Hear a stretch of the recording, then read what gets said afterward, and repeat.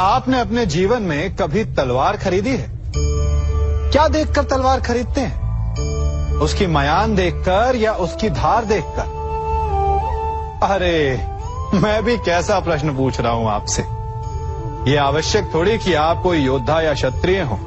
ये भी हो सकता है कि आप कोई व्यापारी, कोई छात्र या शिक्षक हो। तो चलिए मैं आपसे ये पूछता हूं कि आप नए वस्त्र कैसे खरीदते हैं? क्या उसका रंग रूप देखकर खरीदते हैं या उसकी गुणवत्ता देखकर? गुणवत्ता देखकर, है ना?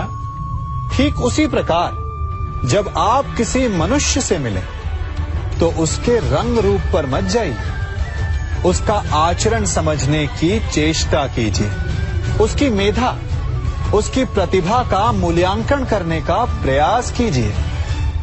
आपका जीवन बहुत ही सरल हो जाएगा।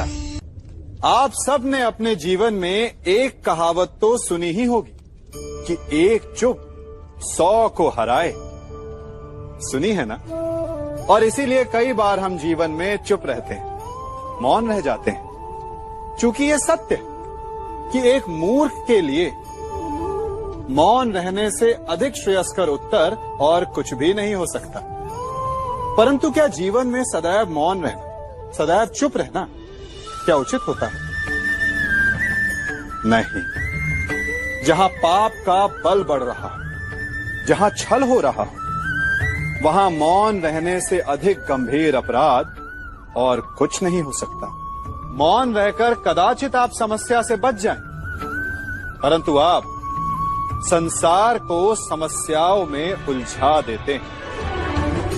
इतिहास साक्षी है कि पापियों के उद्दंडता ने संसार को इतनी हानि नहीं पहुंचाई जितना कि सज्जनों के मौन ने पहुंचाई। यदि कोई मूर्ख बोल रहा है तो मौन रहना उचित है, परंतु यदि कहीं अपराध हो रहा है, छल हो रहा है, तो उठिए और विरोध कीजिए, क्योंकि आप भले ही न सही, परंतु आपकी आने वाली पीढ़ी इस पाप के दंड को अवश्य सहेगी।